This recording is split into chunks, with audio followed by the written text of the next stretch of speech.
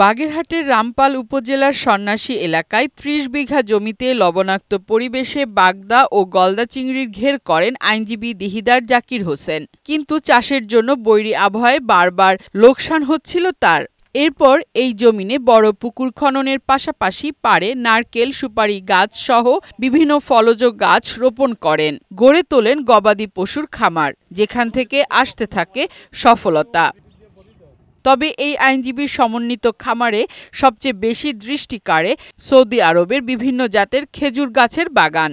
২০২০ সালে ময়মনসিংহের ভালুকা এলাকা থেকে উচ্চ মূল্যে চারা এনে পরীক্ষামূলকভাবে খেজুর বাগান গড়ে তোলেন তিনি। বর্তমানে তার বাগানে ৪ প্রজাতির খেজুরের ব্যাপক ফলন হয়েছে।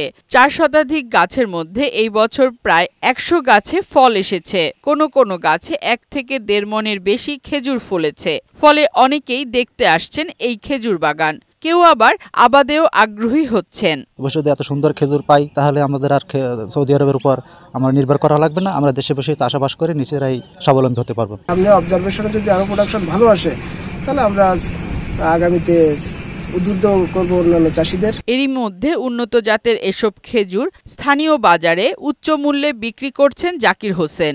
ভবিষ্যতে স্বপ্ন আছে বড় আকারে খেজুরের চাষ।